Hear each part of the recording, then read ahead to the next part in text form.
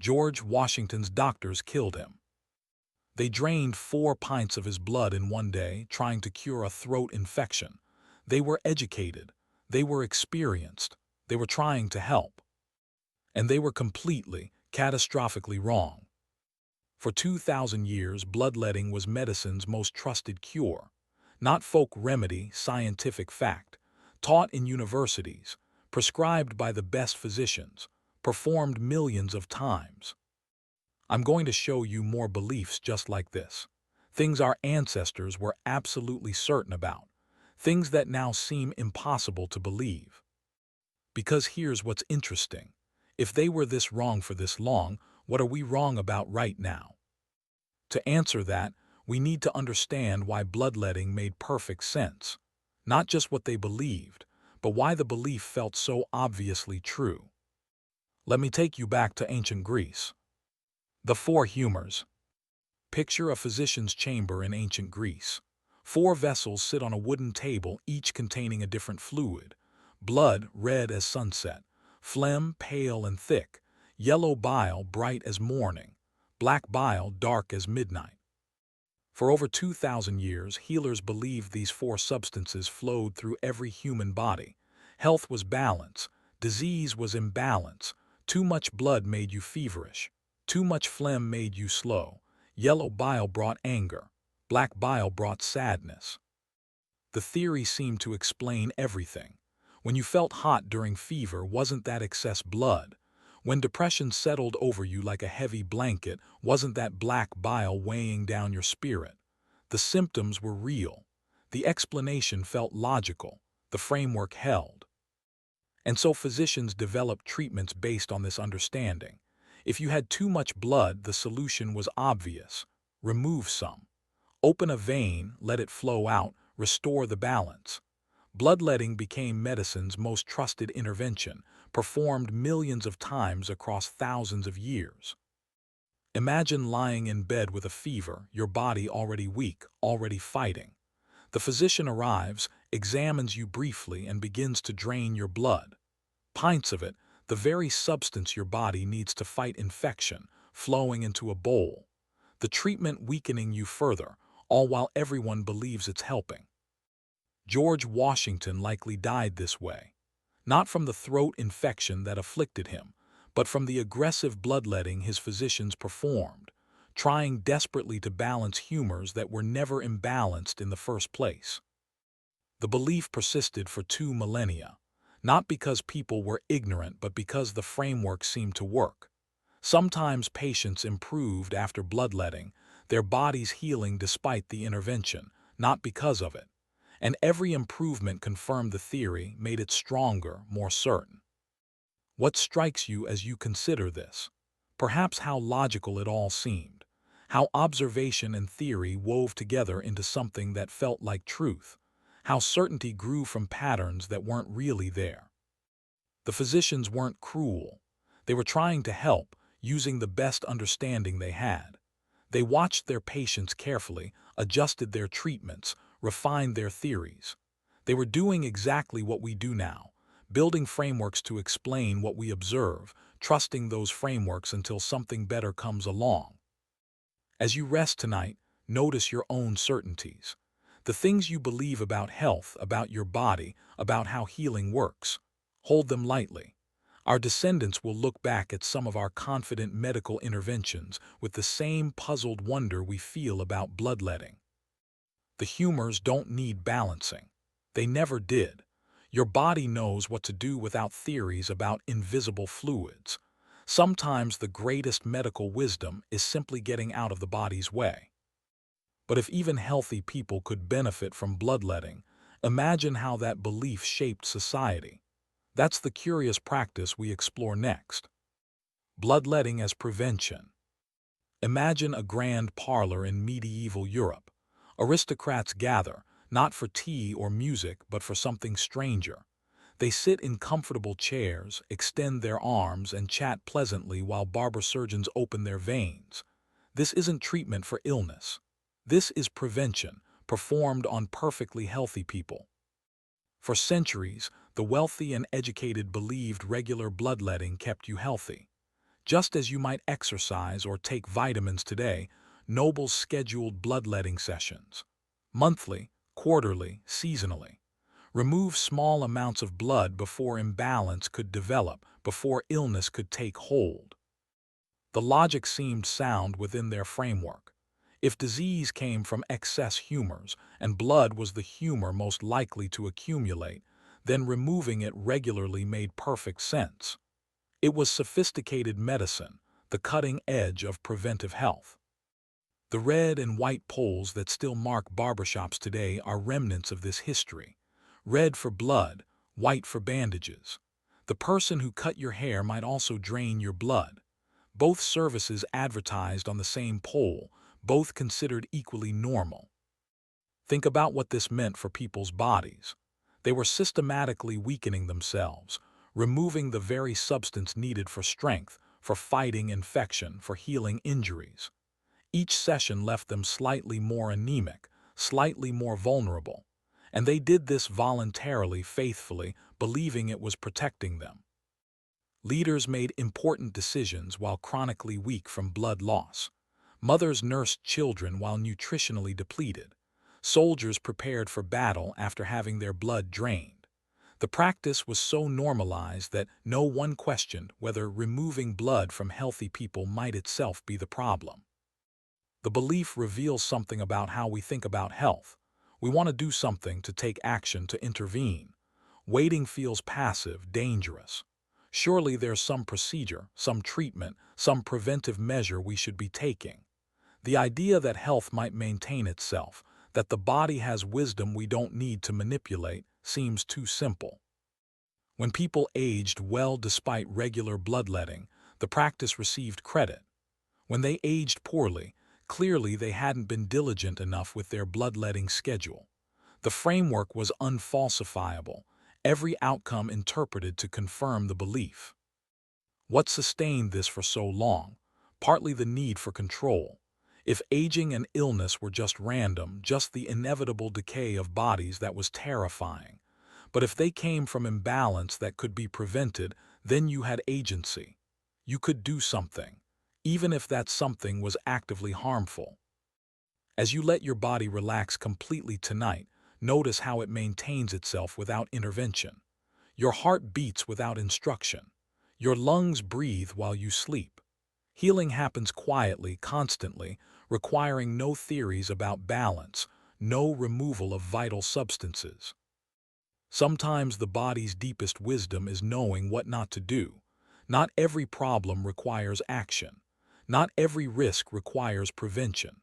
Sometimes, health is simply allowing natural processes to proceed without interference. The body knows more than any theory about humors. It always has. If bad air itself could cause disease, imagine how that belief shaped cities and medicine. That's the invisible danger we explore next. Miasma, disease from bad air. Picture walking through a medieval city on a summer day. The streets are narrow, sewage runs in open channels, and the smell is overwhelming. But according to physicians of that era, the smell isn't just unpleasant. It's deadly. The foul air itself, the miasma, carries disease directly into your lungs and blood. For over 500 years, this theory dominated medical thinking. Disease wasn't caused by anything invisible or transmitted by touch. It came from corrupted air, from vapors rising from decay, from the very smell of rot. If you could smell something foul, you were breathing in sickness. The evidence seemed compelling. Disease did cluster in foul-smelling areas. Swamps, slums, places with poor sanitation, these had more illness. The correlation was real and observable. When plague swept through cities, it hit the poorest, dirtiest neighborhoods hardest. When cholera struck, it concentrated near stagnant water and waste. So physicians developed elaborate protections. They carried bouquets of flowers and herbs. They held perfumed handkerchiefs to their noses. They wore those famous beaked masks, the beaks stuffed with aromatic substances to filter the poisonous miasma before it could enter their bodies. The plague doctor's mask has become iconic, but think about what it represents. A physician who believed disease came from air, not from touch, not from the patients themselves. So they worried about the smell while touching infected bodies, moving from patient to patient, spreading disease through their own hands. Here's the tragedy at the heart of miasma theory. Because doctors believed disease came from air, they saw no reason to wash their hands. They would examine corpses, then deliver bobbies, without any concern for contamination. Contamination was about breathing bad air, not about touch. In 1854, a London physician named John Snow traced a cholera outbreak to a contaminated water pump. He removed the pump handle and the outbreak stopped. The evidence was clear. Water, not air, carried this disease. But even this dramatic proof didn't immediately change minds. The miasma theory was too established, too logical within its framework, too supported by centuries of medical authority. Hospitals resisted hand-washing for decades after clear evidence showed it prevented infection. The idea seemed absurd within miasma theory. If disease came from air, why would washing hands matter? The framework prevented people from seeing what the evidence was showing them. The belief reveals how powerfully our theories shape what we can see. The correlation between foul smells and disease was real, but the causation was wrong. Disease thrived where sanitation was poor, not because of the smell but because of contaminated water, dense populations, poor nutrition, and lack of hygiene. All the factors that created bad smells also created conditions for disease. They saw the correlation, created a theory to explain it, and then the theory prevented them from seeing the actual mechanisms. As you breathe softly in and out tonight, notice how the air itself is innocent. It carries oxygen to your cells, flows through you, enables life. The medieval physicians were right that something connected the environment to disease. They were just wrong about what that something was. Sometimes our explanations are close to the truth without being true. The pattern is real, but we misunderstand what creates it. And if life itself could emerge spontaneously from matter, imagine how that belief delayed understanding. That's the biological mystery we explore next. Spontaneous generation. Imagine opening a bag of grain stored for weeks and finding it full of mice. Where did they come from? For thousands of years, the answer seemed obvious. They simply appeared, generated spontaneously from the grain itself. Life emerging from non-life as naturally as rain falls from clouds. Maggots appeared on rotting meat. Frogs emerged in mud puddles after rain. Mice materialized in stored grain. People watched these things happen with their own eyes. The evidence seemed undeniable. This wasn't just peasant superstition. Aristotle, one of history's greatest philosophers, taught that certain animals arose spontaneously from soil, water, or decaying matter. He observed fireflies in morning dew and reasoned they were generated directly from moisture and warmth. His authority shaped thinking for 2,000 years. Even respected scholars in the 1600s published detailed recipes for generating life. One famous instruction explained how to create mice. Place dirty rags and wheat in a container, seal it, wait 21 days. The mice would appear, born from the transformation of matter into life. Think about what this belief prevented people from understanding. If life could simply arise from non-life, then investigating actual reproduction seemed less urgent. Why study how frogs mate and lay eggs when you already knew they could emerge from mud? Why examine meat for fly eggs when you could see maggots spontaneously appearing? The belief delayed understanding of reproduction, disease transmission, and the basic continuity of life itself. Biology was built on a fundamental misunderstanding about where living things come from. In 1668, Francesco Ritti performed an elegantly simple experiment. He placed meat in jars, covering some with gauze and leaving others open. Maggots appeared only on the uncovered meat. The gauze prevented flies from landing and laying eggs. Life didn't spontaneously generate, it reproduced from existing life. Yet even this clear demonstration didn't end the debate. Scientists argued for another 200 years. They created more elaborate experiments, proposed special circumstances where spontaneous generation might still occur. The belief was too useful, too explanatory, too embedded in how people understood the world. Louis Pasteur's experiments in the 1860s finally settled the matter beyond doubt. 2,000 years of belief, finally set aside by looking more carefully at what was actually happening. But notice the pattern. The observations were real. Maggots did appear on meat. Frogs did seem to emerge in water.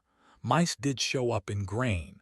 The mistake wasn't in the observations but in the interpretation. They saw the results without seeing the processes that led to them. The fly eggs were too small to notice. The frog eggs were hidden in water. The mice came from outside, attracted by the grain. The mechanisms were there, just invisible to casual observation. As your mind drifts tonight, consider how much of reality operates this way. Effects we can see, causes we cannot. Patterns we observe, mechanisms we misunderstand. The maggots were always born from flies. The connection was always there, waiting for someone to look closely enough to see it. Sometimes what seems like magic is just nature operating through channels we haven't yet learned to perceive.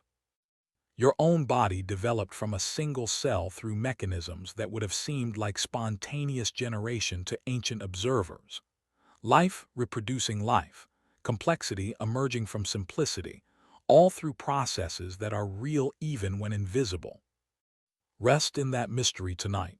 Not everything needs explaining. Not everything that's hidden is magical. If bodily fluids determined health, could they also determine personality? That's the ancient psychology we explore next. The Four Temperaments. Picture four people entering a room. One is cheerful, energetic, moving from person to person with effortless warmth. Another sits calmly in the corner, observing, measured in their responses. The third takes charge immediately, decisive and quick-tempered.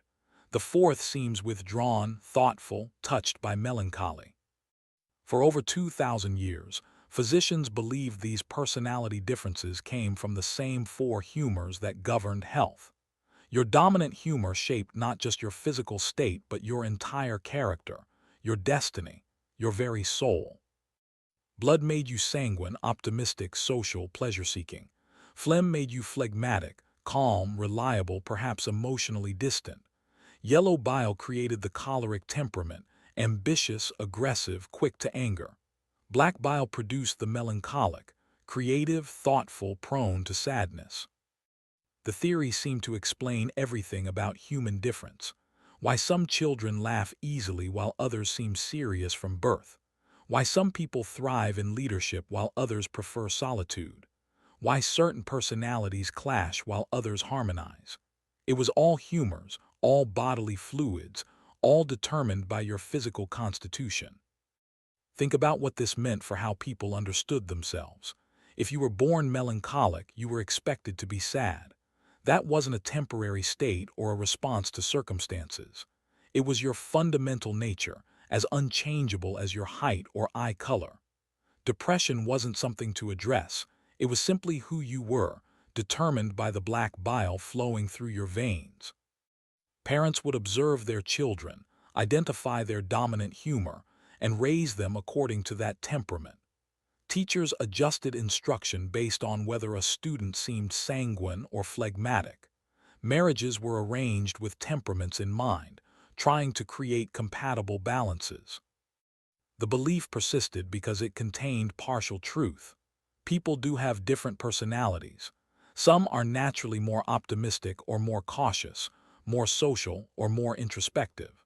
The four temperaments captured real patterns in human behavior, even if the explanation was completely wrong. What's fascinating is how this ancient belief echoes today. Myers-Briggs types, Enneagram numbers, astrological signs, all follow the same pattern. Categorize people into fixed types. Suggest these types are fundamental to who you are. use the categories to explain behavior and predict compatibility. But personality isn't fixed in bodily fluids or determined at birth. It's shaped by experience, circumstance, choice, trauma, love, loss, and countless factors we're still discovering. The melancholic child can learn joy. The choleric adult can develop patience. We're not locked into categories, whether those categories are named for humors or letters or numbers. The appeal of these systems is understandable. We want to understand ourselves and others. We want frameworks that make sense of human complexity. We want to know why we are the way we are, why others are different, whether we'll be compatible. But maybe the deepest truth is that you're more fluid than any category can capture, more complex than any type, more changeable than any fixed temperament. As you rest tonight, let go of any fixed story about who you must be. You contain multitudes. You're sanguine and melancholic, choleric and phlegmatic, all of them and none of them, changing like water, adapting like light. You're not your temperament. You're not your type. You're not the personality determined by your birth or your fluids or your stars. You're the awareness that observes all of it, the consciousness that's present before any label is applied. If the mind could be trapped by spirits, perhaps drilling a hole would release them. That's the startling surgery we explore next. Trepanation, opening the skull. Picture someone lying down, suffering from headaches that won't stop or seizures that shake their body without warning. A healer approaches with a sharp tool. What happens next would seem like horror to modern eyes, but in that moment, it was medicine, drilling a hole directly into the skull. Trepanation is one of humanity's oldest surgical procedures. Archaeological evidence shows it was performed at least 10,000 years ago, across cultures separated by oceans and centuries. Skulls have been found with multiple holes, the edges healed, proving people survived, and had it done more than once. The logic seemed sound to ancient healers. If evil spirits or demons caused mental illness, headaches, or epilepsy, those forces must be trapped inside the head. Create an opening and the malevolent presences could escape. The person would be freed. Think about the faith required. No anesthesia beyond perhaps fermented drinks or herbs. No understanding of infection or sterile technique. Just a sharp tool, a steady hand and belief that this extreme intervention would help rather than harm. What's remarkable is that some people did improve. Not because spirits escaped, but perhaps because the procedure relieved pressure from brain swelling or drained fluid buildup, or simply because the body's healing response was powerful enough to overcome even this trauma. These rare successes confirmed the belief and ensured the practice continued for millennia. Medical texts from the 13th century still recommended trepanation. Physicians wrote detailed instructions. Drill here for headaches, there for madness. Create this size opening to allow trapped humors and corrupted air to escape. The practice had become standardized, taught, passed down through generations. But consider what it meant to live in a world where this was cutting-edge medicine. To suffer from epilepsy and face the choice between ongoing seizures and having holes drilled in your skull. To watch someone you love undergo this procedure, hoping desperately it would help but knowing the terrible risks. The practice reveals how far humans will go to help those who suffer. When someone you care about is in pain and nothing else has worked, even drilling into their skull can seem like mercy. The healers who performed trepanation weren't sadists. They were trying to heal with the best knowledge they had. What allowed this belief to persist? Partly the mystery of the head. The skull protected something precious and invisible, the mind, consciousness, the self. When that hidden something malfunctioned, explanations involving trapped spirits seemed as reasonable as any other theory. And partly the desperation. Mental illness and epilepsy were terrifying, unexplainable, seemingly untreatable. Any intervention that offered hope, no matter how extreme, was worth trying. As you let your mind settle tonight, be grateful for the quiet comfort of your intact skull. for medicine that understands the brain as an organ of flesh and chemistry rather than a prison for spirits, for the knowledge that consciousness emerges from neurons and synapses, not from demons that can be released through holes. Sometimes the most valuable medical knowledge is knowing what not to do, knowing when the body is better left alone than invaded, even with the best intentions. Your brain rests now, neurons firing in patterns that create dreams, memories consolidating, repair processes beginning. All of it happening naturally, requiring no holes, no release of spirits, no dramatic intervention. Just the quiet miracle of a functioning mind, healing itself while you sleep. If consuming the dead could transfer their power, that was medicine worth pursuing. That's the unsettling practice we encounter next. Corpse medicine. Imagine opening an apothecary cabinet in 17th century Europe. Among the herbs and minerals, you find powdered human skull recommended for headaches, mummy dust from Egypt prescribed for wounds, fresh blood from executed criminals sold as a cure for epilepsy. For over 600 years, corpse medicine was not only accepted but actively sought by the educated and wealthy. This wasn't primitive superstition but elite medicine, expensive and highly valued. The theory was called sympathetic medicine. Consuming the vital essence of the dead would transfer their strength and life force to you. A young person who died suddenly, their body still full of vitality, that essence could be captured and used medicinally. Ground into powder, mixed into tonics, applied as ointments. European nobility consumed Egyptian mummies for various ailments, believing preserved bodies contained concentrated life force. The demand created a thriving industry. Graves were robbed, bodies harvested, and when authentic mummies became scarce, fresh corpses were artificially mummified to meet market demand. Physicians prescribed specific types of corpse medicine for specific conditions. For wounds, there was a salve made from powdered bone and human fat. But here's the strange part. You didn't apply it to the wound itself. You applied it to the weapon that caused the wound, believing the sympathetic connection would heal the injured flesh. Picture a physician standing over a wounded patient, carefully treating the sword while the actual injury receives less attention. The magical thinking seemed as valid as any other medical theory. The connection between weapon and wound felt real, the treatment logical within their framework. Public executions became medical supply sources. Physicians collected blood from the freshly executed, selling it to epilepsy sufferers who believed drinking it would cure their seizures. The blood had to be fresh, still warm with life force, to be effective. Think about what sustained this belief. The appeal is understandable. The dead possess something the living want. Youth, health, vitality, all things that fade. If those qualities resided in the body, then consuming parts of the body might transfer them. The practice continued well into the Age of Enlightenment. While scientists discovered laws of physics and chemistry, while philosophers championed reason and evidence, respectable doctors still prescribed powdered corpse as medicine. What finally ended it? Not moral objections or philosophical arguments, but simply the development of better alternatives.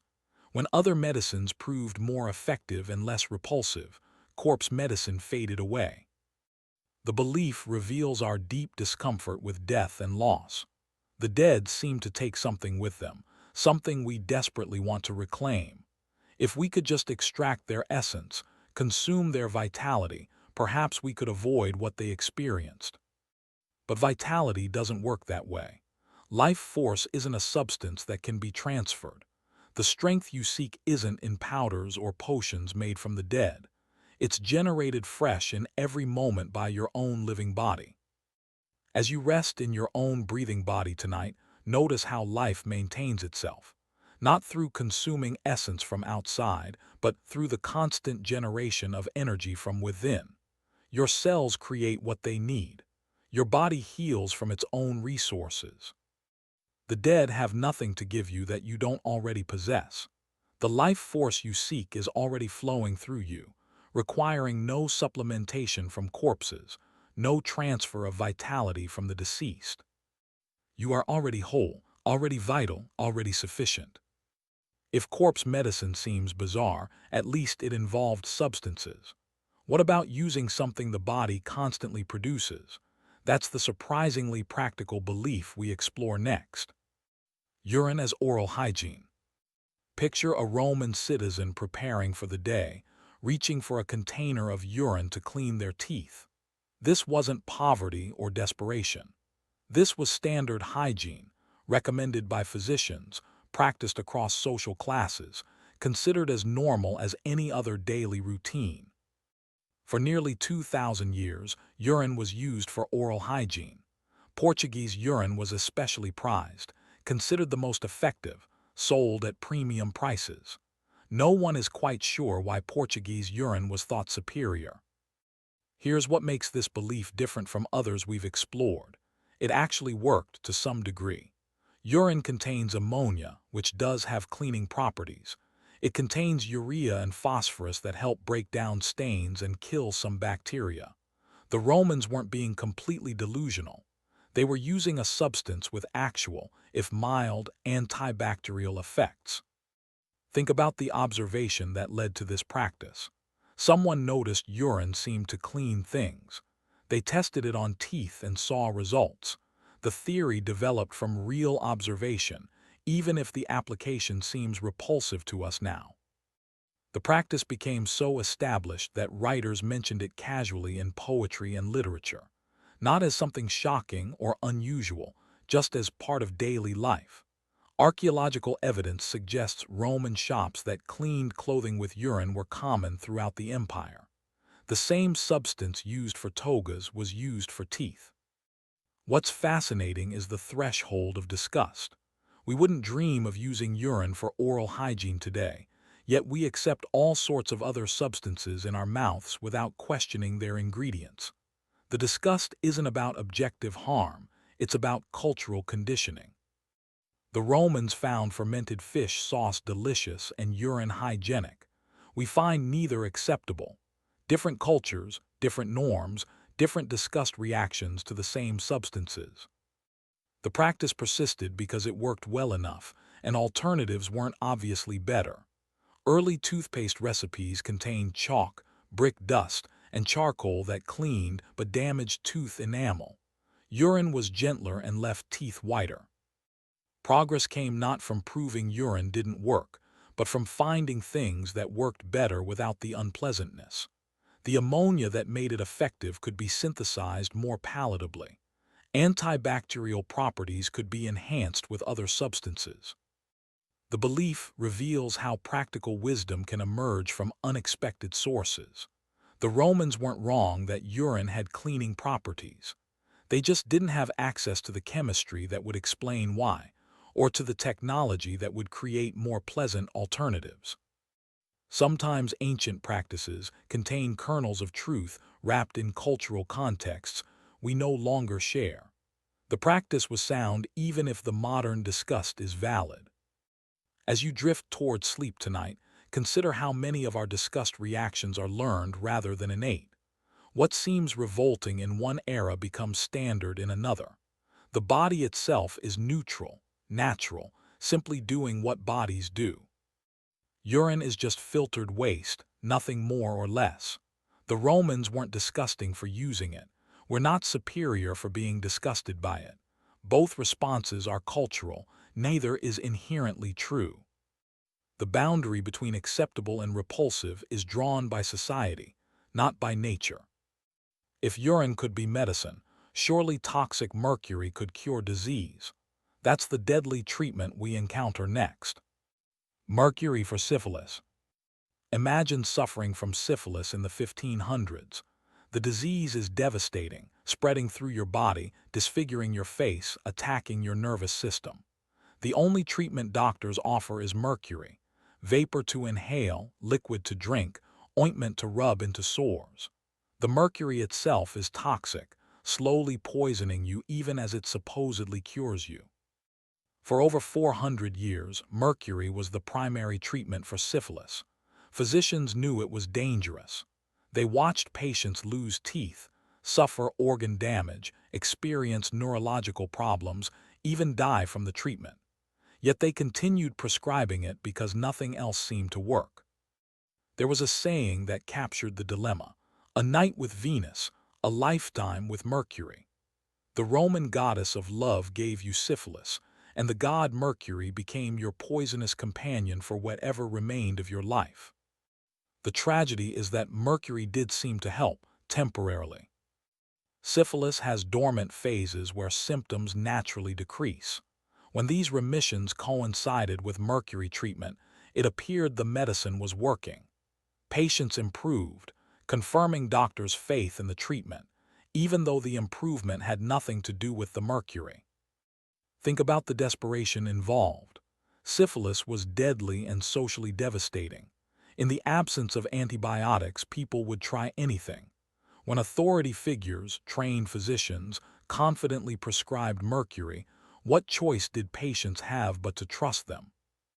The treatment protocols were elaborate. Patients sat in heated rooms, breathing mercury vapor until they salivated excessively. They applied mercury ointments until their gums turned black and teeth loosened. Physicians monitored these symptoms carefully, using them to gauge dosage, not realizing they were symptoms of poisoning, not healing.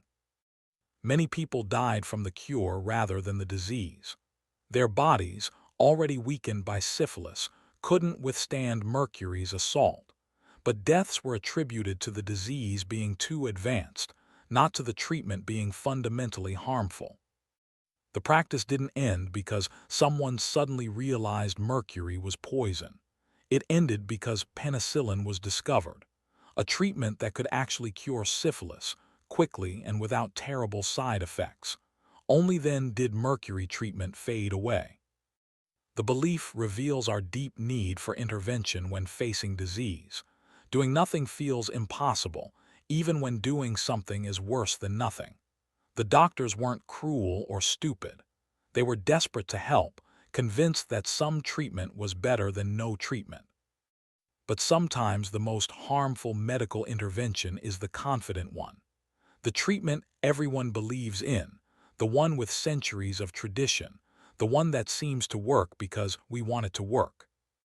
As you rest tonight, be grateful for antibiotics, for treatments that actually help rather than just appearing to help, for the age when medicine finally learned to test its interventions rigorously, to demand evidence beyond authority and tradition. Your body doesn't need mercury or bloodletting or drilled holes. It needs rest, nutrients, time, and occasionally the right antibiotic at the right moment. Most of healing is the body healing itself. Sometimes the greatest medical advance is recognizing which treatments to stop. If mercury seemed valuable despite being poisonous, imagine believing small amounts of arsenic were safe. That's the slow poisoning we explore next. Arsenic as a safe cosmetic. Picture a Victorian woman preparing for an evening event. She applies foundation containing arsenic for that fashionable pale complexion. She takes a tonic with arsenic to improve her skin's glow. Perhaps she consumes a wafer containing arsenic to aid digestion. All perfectly legal, all widely advertised, all slowly poisoning her. Throughout the 1800s, particularly the Victorian era, arsenic was everywhere. In wallpaper creating vibrant green colors, in fabric dyes for dresses and suits, in cosmetics for skin care, in medicines for various ailments. The belief was simple: small doses were not only safe but beneficial. The logic seemed sound. Arsenic in tiny amounts did seem to help some conditions. It could reduce inflammation, improve complexion, even kill certain parasites. Doctors prescribed it, chemists sold it, and respectable people used it daily without concern. Think about the slow accumulation of poison. Each application harmless, each dose below the threshold of acute toxicity.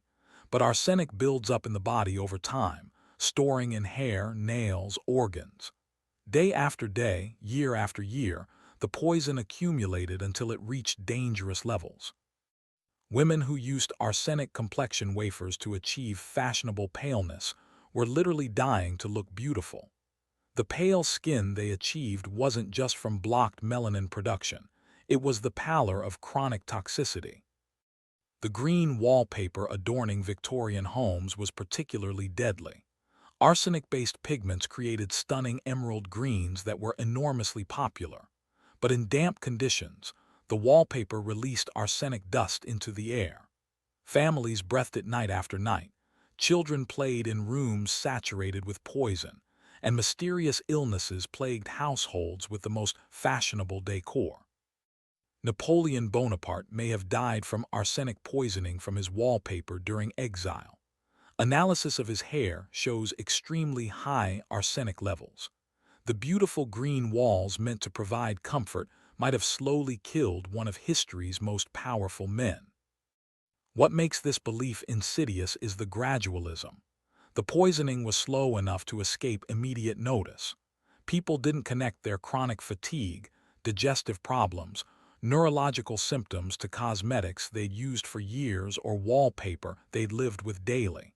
The cause and effect were too separated in time. Doctors eventually recognized the cumulative danger, but commercial interests resisted regulation. Manufacturers claimed their products were safe. Consumers who'd used arsenic products for years didn't want to believe they'd been poisoning themselves. The belief reveals how easily we accept substances as safe when authorities assure us they are. When products are widely available and commonly used. When no immediate harm is visible. As you settle into sleep tonight in your arsenic-free bedroom, notice the invisible safety surrounding you. So many poisons have been removed from your environment, so many dangers eliminated before they could accumulate. Sometimes the greatest health advances are the ones you never notice because the harm never occurs. The arsenic you're not breathing, the mercury you're not ingesting, the blood you're not having drained. Rest in that quiet safety, knowing that many terrible interventions have been abandoned, many poisons removed, many certainties revised. Phrenology, reading character in skull shape. Picture yourself in an elegant parlor in 1850s London. A gentleman invites you to sit while he carefully runs his fingers over your scalp, feeling for bumps and depressions. He pauses at certain spots, murmurs thoughtfully, then announces your character. Generous but defensive, creative but stubborn, all revealed by the shape of your skull. For nearly 100 years, phrenology was taken as seriously as any other science. The theory seemed logical. Different brain areas controlled different functions, and if certain areas were larger, wouldn't they create corresponding bumps on the skull? Your personality could be read like Braille, mapped across the landscape of your head. Phrenology parlors opened across Europe and America. People paid good money for detailed character analyses based on skull topography. Young couples consulted phrenologists for compatibility. Employers used assessments to decide who to hire. Parents had children's heads measured to discover natural talents and predict future careers. Think about the confidence with which these readings were delivered. Charts showed exactly where each trait resided. The bump above your left ear indicated musical ability. A depression near the crown suggested weak memory. A prominent forehead revealed high intelligence. Everything mapped, measured, seemingly scientific. But here's where it turned dark. The pseudoscience was used to justify terrible prejudices. Women were declared naturally inferior because their skulls were supposedly smaller. Different ethnic groups were ranked based on measurements. Criminals were studied phrenologically, certain skull shapes labeled as inherently criminal. Medical schools taught it alongside anatomy. Judges considered phrenological evidence in courtrooms. Asylum directors classified patients by skull measurements. Educated, intelligent people built careers on elaborate nonsense that seemed sophisticated enough to be true. What sustained phrenology despite mounting evidence against it? Partly the detail. The system was so elaborate with dozens of traits mapped to specific locations that it seemed too complex to be wrong, and partly confirmation bias. When a reading matched someone's personality, it proved the system. When it didn't, perhaps the phrenologist had misread the bumps.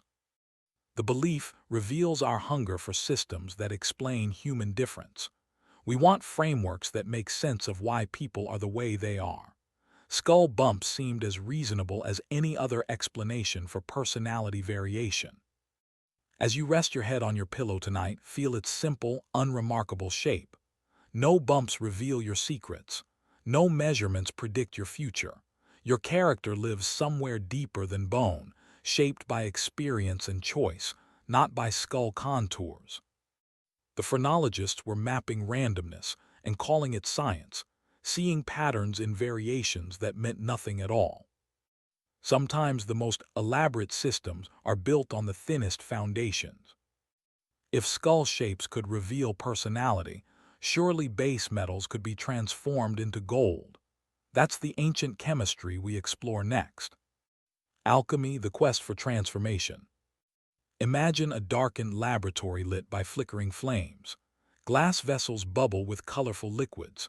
A figure in robes tends carefully to complex apparatus, adding precise amounts of mercury, sulfur, salt. For years, perhaps decades, this alchemist has pursued one goal: transforming common lead into pure gold. For thousands of years, brilliant minds devoted their lives to alchemy. This wasn't simple greed. It was based on sophisticated understanding of nature that happened to be completely wrong, but seemed entirely logical at the time. Alchemists observed real transformations. Ice became water, water became steam. Metals could be melted, combined, changed in color and properties. If these transformations were possible, why not the ultimate one? Lead was just immature gold, they reasoned, gold that hadn't finished forming in the earth. Surely the right process could complete what nature had begun. The theory went deeper than transmutation. Alchemists believed in the philosopher's stone, a substance that could turn metals into gold and grant eternal life. Finding it became a spiritual quest as much as chemical. Gold represented perfection, both material and spiritual. Creating gold mirrored perfecting the human soul. Think about the resources poured into this pursuit. Kings funded alchemists hopping for unlimited wealth. Scholars spent entire lifetimes experimenting with different combinations, temperatures, procedures. Some made genuine discoveries about chemistry, metallurgy, medicine, all while chasing an impossible goal. The work was meticulous. Alchemical texts describe procedures taking months or years, requiring precise timing, specific planetary alignments, elaborate ritual preparations. The dedication was extraordinary, the patience remarkable, all in service of transformation that could never occur. What sustained belief for so long? Partly confirmation bias. When experiments failed, alchemists assumed they'd made errors in procedure or measurement. Success was always just one more attempt away. And occasionally fraudsters claimed success, showing gold they'd hidden beforehand, keeping the dream alive. But there's something beautiful in the alchemical quest beyond the impossibility. These people were asking profound questions about matter, transformation, perfection. They were early scientists developing experimental methods and careful observation, even if their theories were wrong. The equipment they invented became the foundation of modern chemistry. The processes they developed are still used today. Alchemy failed at its stated goal, but succeeded in creating the tools and methods that would eventually reveal why that goal was impossible. As you let your mind settle tonight, consider how many failures are necessary for eventual success. The alchemists never made gold, but they made chemistry. Sometimes the journey creates value even when the destination proves unreachable. Lead remains lead. Gold remains gold. But the attempt to transform one into the other transformed human understanding itself. If the elements themselves were misunderstood, what about the fundamental building blocks of matter? That's the ancient framework we examine next. Four elements: earth, water, air, fire. Picture standing on a beach, feeling all existence around you. The solid earth beneath your feet, the flowing water lapping at the shore, the invisible air filling your lungs, the warm fire of the sun above. For over 2,000 years, these four elements seem to explain everything in the universe. Ancient philosophers proposed that all matter was composed of earth, water, air, and fire in different proportions. A rock was mostly earth with a little water binding it. The ocean was water with earth dissolved in it. Even human bodies were mixtures, which is why this theory connected so neatly with the Four Humours. The theory seemed to explain observable phenomena beautifully. When wood burned, you could see it transform. The solid earth became ash, water within evaporated as steam, air escaped as smoke, fire was released as flame, everything visible, all four elements present in the process. Different substances contained different proportions. Gold was nearly pure earth, which explained its weight and resistance to burning. Wine contained mostly water with some fire, explaining why it was liquid but made you feel warm. Air was pure air. Flames were pure fire temporarily separated from matter. Think about how this framework shaped inquiry for millennia. When early scientists investigated matter, they weren't looking for oxygen or hydrogen. They were trying to understand proportions of earth, water, air, and fire in different substances. They were asking the wrong questions because they had the wrong framework. The theory even seemed mathematically elegant. Four elements, four qualities of hot and cold and wet and dry, four humors, four seasons, four cardinal directions. The world appeared designed with perfect symmetry, and the four-element theory fit that pattern beautifully. Alchemists worked within this framework, trying to transform elements by changing their proportions. Physicians diagnosed illness by determining which element was out of balance. Philosophers explained everything from weather to emotions using these four fundamental building blocks. What's remarkable is how long the theory persisted even as evidence accumulated against it. When scientists began isolating actual chemical elements, dozens that didn't fit the model, there was resistance. The old system was so elegant, so intuitive, so deeply embedded in how people thought. It wasn't until the 1600s and 1700s that the four-element theory finally gave way. Robert Boyle began identifying actual elements. Antoine Lavoisier's experiments revealed that air was a mixture of gases, water was a compound, fire wasn't a substance at all but a process. The belief reveals how frameworks shape perception. The Greeks saw earth, water, air, and fire because that's what their theory told them to see. We see atoms and molecules because that's our framework. Both are attempts to grasp something deeper, to find patterns in complexity, structure in chaos. As your consciousness drifts tonight, notice how you organize reality through frameworks you barely notice. Categories and concepts that seem natural but are actually learned. The world doesn't come pre-divided into earth, water, air, and fire, or even into atoms and molecules. Those are maps we draw over mystery, trying to make sense of what we experience. The elements themselves remain unnamed by nature, categorized only by minds seeking to understand. If the very elements were misunderstood, imagine how wrong the entire cosmic structure seemed. That's the grand misconception we encounter next. Geocentric. Astrology as medical diagnosis. Imagine a physician in medieval Europe preparing to treat a patient. Before examining symptoms or prescribing remedies, he carefully calculates planetary positions at the moment of the patient's birth, checks the current moon phase, consults elaborate charts showing which zodiac signs govern which body parts. Only after this astrological analysis does he make his diagnosis and decide on treatment.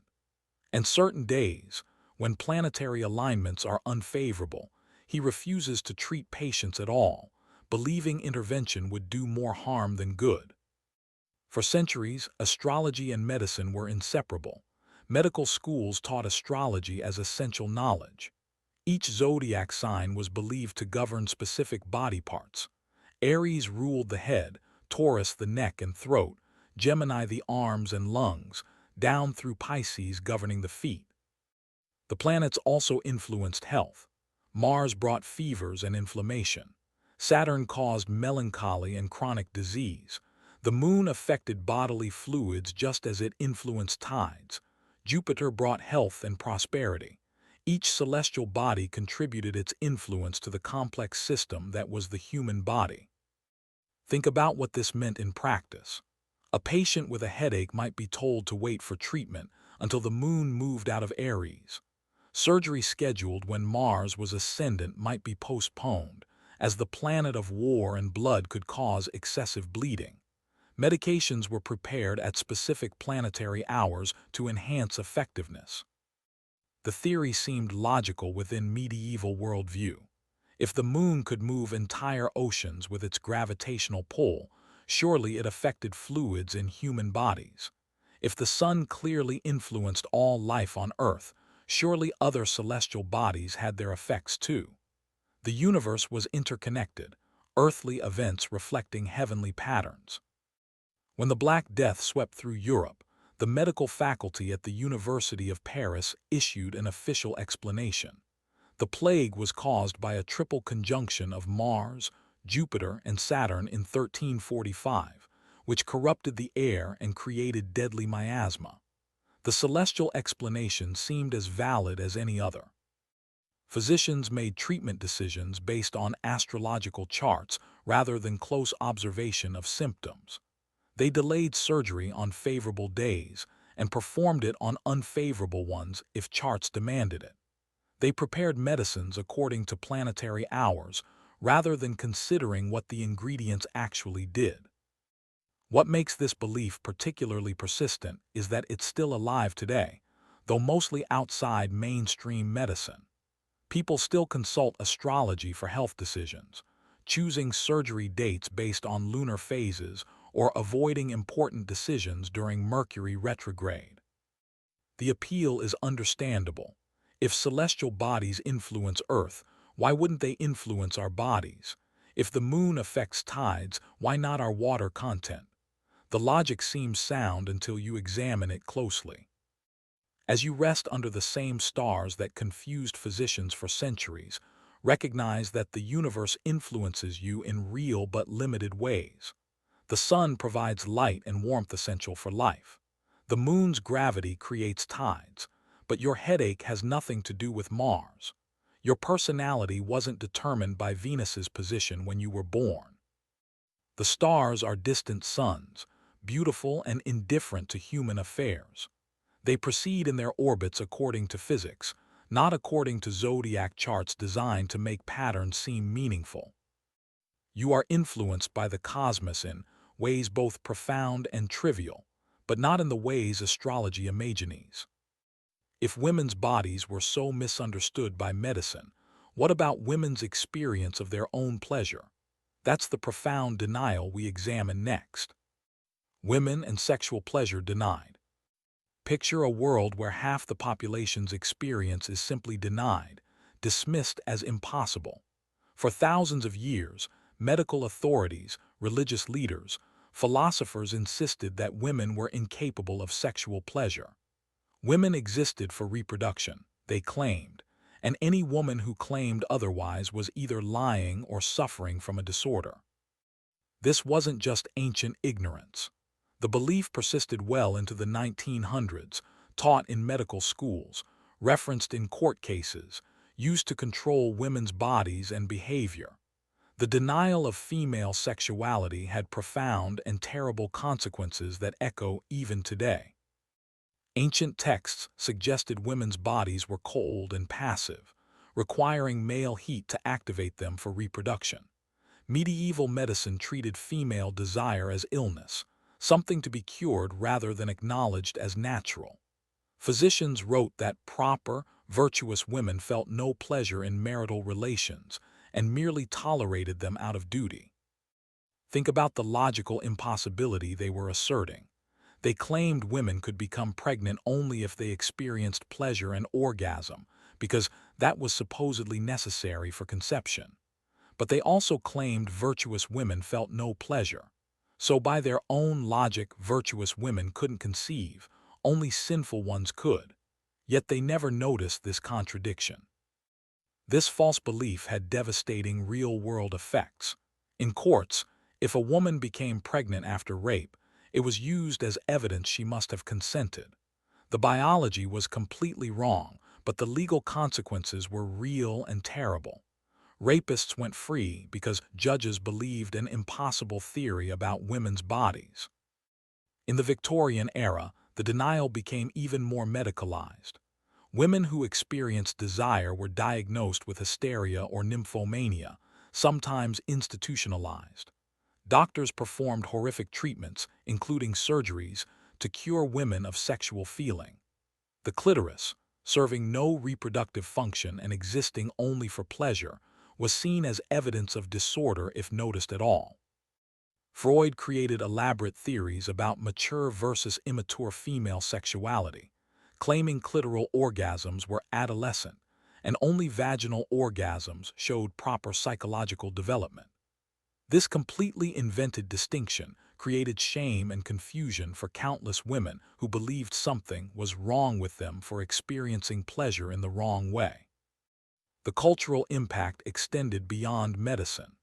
Women were taught from childhood to suppress any sexual feeling, to view their own bodies as shameful, to deny their experiences even to themselves. The psychological damage from generations of this teaching is difficult to measure but undoubtedly profound. What makes this belief particularly insidious is how it served systems of control. If women had no sexual desire, then marital rape wasn't possible. Women had no grounds to refuse husbands, and female infidelity was purely moral failure rather than human desire. The denial justified oppression and abuse. As you drift toward sleep tonight, consider how many people had their own experiences denied, dismissed as impossible by authorities who should have listened instead of theorizing. Sometimes, the greatest knowledge comes from simply believing people when they tell you what they feel. The body knows its own truth. Pleasure is real. Desire is natural. Experience cannot be overruled by theory, no matter how confidently that theory is asserted. Women's sexuality was always real. The denial was the delusion, not the experience being denied. If earthly authorities could be so wrong about human bodies, what about supernatural forces? That's the widespread fear we explore next. The evil eye harm through malicious gazing. Imagine walking through a crowded marketplace when you feel it. Someone watching you intently, their gaze heavy with envy or malice. In many cultures across thousands of years, this was more than just uncomfortable.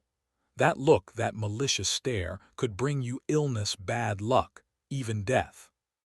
The belief in the evil eye stretches back at least 5,000 years and spans the globe.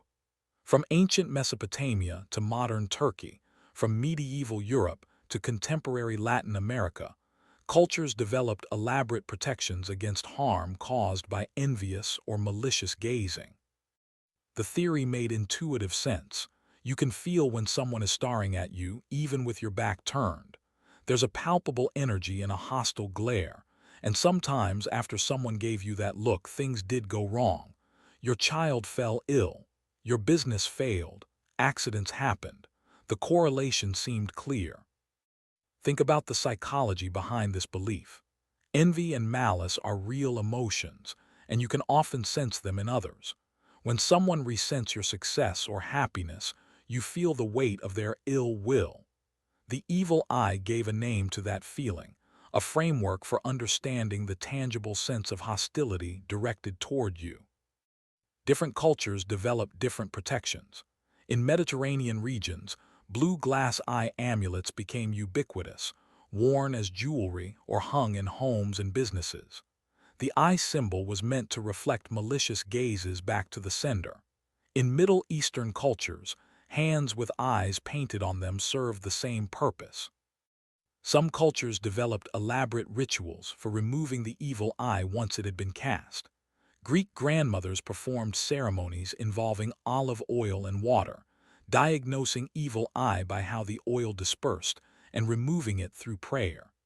Turkish families burned special herbs and recited protective verses.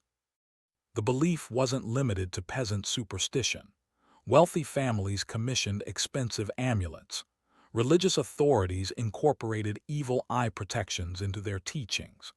Even educated people treated it seriously, because the psychological reality of feeling targeted by malice is universal and powerful. What's particularly interesting is how the belief persists today. Walk through markets in Turkey, Greece, Egypt, or Mexico, and you'll see evil eye amulets everywhere. New mothers still receive them as gifts to protect babies. People still perform rituals to remove it when they feel its effects. There's something almost wise in the evil eye tradition, beneath the supernatural explanation. It acknowledges that envy and malice are real forces in human society. It gives people tools to feel protected against social hostility. It creates community rituals around vulnerability and protection. The supernatural explanation is wrong, but the social and psychological needs it addresses are genuine. Envy does harm people, not through supernatural gaze but through gossip, sabotage, social exclusion. The evil eye tradition acknowledges these real dynamics while misunderstanding their mechanisms. As you close your eyes tonight, let go of any sense of being watched or judged. No gaze can harm you. No envy can touch you. The eyes that close in sleep are safe from all malicious stares, real or imagined. Your well-being doesn't depend on others' thoughts about you. Their envy cannot diminish your peace. Their malice cannot disrupt your rest. The only power a hostile gaze has is the power you give it by believing in it. If a mere glance could cause harm, what about actual demonic beings taking control? That's the terrifying explanation we examine next. Demonic possession explains mental illness. Picture someone in your community behaving strangely. They speak in voices not their own, convulse uncontrollably, claim to see things others cannot see, their personality completely altered. In most of human history, the explanation seemed obvious. They weren't ill, they were possessed by demons or evil spirits. For thousands of years, across nearly every culture, unusual behavior, mental illness, and epilepsy were interpreted as supernatural invasion. The person wasn't suffering from a medical condition. They were hosting malevolent entities that had taken control of their body and mind. The belief seemed to fit the evidence perfectly. Mental illness often does involve dramatic personality changes. The gentle person becomes violent. The quiet person speaks in torrents. The rational person becomes delusional. It looked exactly like a different entity had taken residence in the body, pushing the original person aside. Think about epileptic seizures viewed through this lens. The person falls, convulses, foams at the mouth, speaks unintelligibly, and afterward remembers nothing. To observers without medical knowledge, it seemed impossible this was the same person. Something else must have temporarily possessed them. Exorcism became standard treatment. Religious authorities performed rituals to cast out demons, sometimes gentle and prayerful, sometimes violent and traumatic. The possessed person might be restrained, starved, beaten, subjected to physical torments meant to make their body inhospitable to demons. The suffering inflicted in the name of healing was often worse than the original condition. Different traditions developed different exorcism protocols. Catholic priests commanded demons to reveal their names and leave in Christ's name. Islamic traditions addressed jinn possession. Hindu cultures spoke of spirits. Chinese medicine included concepts of spirit invasion. Across the world, independently, cultures arrived at supernatural explanations for mental and neurological conditions. What makes this belief particularly tragic is how it prevented real help. Instead of developing treatments for epilepsy, physicians tried to cast out demons. Instead of understanding mental illness as medical conditions requiring compassionate care, people were subjected to exorcisms that traumatized them further. The belief persists today in many communities. Exorcisms are still performed, sometimes with deadly results. People suffering from schizophrenia or bipolar disorder are told they're possessed rather than ill. They're subjected to religious rituals instead of receiving medication and therapy that could actually help. Modern medicine now understands that what looked like possession was actually epilepsy, dissociative disorders, schizophrenia, extreme trauma responses, and other conditions with neurological and psychological explanations. The symptoms are real, sometimes dramatic and frightening, but they don't require supernatural explanations. As you settle into rest tonight, be grateful for understanding that unusual states of consciousness, vivid dreams, strange thoughts, these are all natural functions of your remarkable brain. No demons required, no exorcism needed, just the complex, sometimes mysterious workings of neurology and psychology. Your mind may wander into strange territories as you sleep. You may dream things that seem alien to your waking self. But it's all you, all your brain, all natural processes that require no supernatural explanation. The demons were never real. The suffering they supposedly caused was real, but it came from illness and trauma, not from invisible malevolent beings. If demons could possess individuals, surely witches could wield supernatural power to harm entire communities. That's the deadly belief we explore next. Witchcraft as real supernatural power. Imagine living in a village where your cow suddenly stops giving milk, your child falls mysteriously ill, or your crops fail while your neighbors flourish. You remember an argument with an old woman last week, the strange way she looked at you as she walked away. Could she have cursed you? Does she have real power to harm through supernatural means? For centuries, particularly from the 1400s through the 1700s, hundreds of thousands of people, mostly women, were executed for witchcraft. The trials, tortures, and executions weren't based on primitive superstition, but on genuine belief, held by educated judges and religious authorities, that witches possessed real supernatural powers. The belief system was complex and specific. Witches were thought to have made pacts with the devil, trading their souls for magical abilities. They could curse people and livestock, cause crop failures, create storms, fly through the air, transform into animals. They gathered for secret Sabbaths where they worshipped Satan and plotted against Christian communities. Think about how evidence was gathered. Accused witches were tortured until they confessed, then their confessions were used as proof that witchcraft was real. They described Sabbaths, named other witches, detailed their magical practices. Under extreme pain, people will confess to anything, but these confessions were treated as reliable testimony about supernatural reality.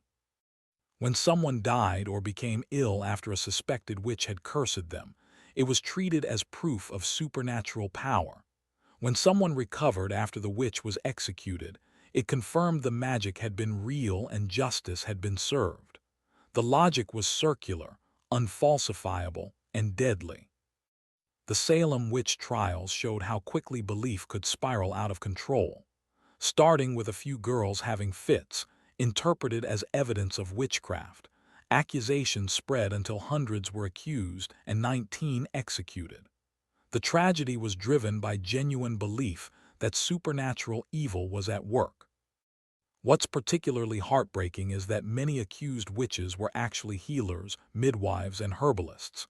They knew plant medicine, understood how to ease pain and assist in childbirth, possessed practical knowledge passed down through generations. This knowledge, mysterious to those who didn't have it, was interpreted as supernatural power and became the basis for execution. The witch hunts reveal something dark about human nature. Our tendency to explain misfortune through malicious agency, to see patterns in random events, and to sacrifice vulnerable people to restore a sense of control and safety. The belief in witchcraft as real supernatural power has mostly faded in the developed world, though accusations and executions still occur in some regions. But the underlying psychology persists. The need to blame someone when things go wrong. The fear of hidden malicious forces. These haven't disappeared, they've just found new forms. As you drift towards sleep, let go of invisible enemies and imagined curses. No one has power to harm you through supernatural means. The misfortunes that occur are the natural randomness of existence, not evidence of malicious magic directed against you specifically. The old woman who muttered angrily wasn't a witch. The healer with plant knowledge wasn't a demon worshiper. The woman who didn't conform to expectations wasn't a supernatural threat. They were just people, flawed and human like everyone else, who happened to be convenient scapegoats for problems that had no one to blame. If witches seemed to control earthly events, the heavens themselves appeared to send direct punishment. That's the celestial judgment we examine next. Lightning as divine punishment. Picture a violent thunderstorm, lightning splitting the sky, thunder shaking the ground. Suddenly, a bolt strikes someone dead, right in the middle of the street. For thousands of years, this seemed like clear evidence of divine judgment. God had selected that specific person at that specific moment to punish their sins with holy fire from heaven. The belief made perfect sense. Lightning was powerful, terrifying, and seemingly directed. It didn't strike randomly, people thought. It sought out specific targets. When it killed someone, that person must have done something to deserve such dramatic punishment. The universe itself was enforcing moral law. Religious authorities taught that lightning strikes were God's direct intervention in human affairs. If your barn was struck, you should examine your conscience for sins. If lightning killed someone in your family, the community would speculate about what hidden transgression had brought divine wrath. Think about what this meant for insurance and law.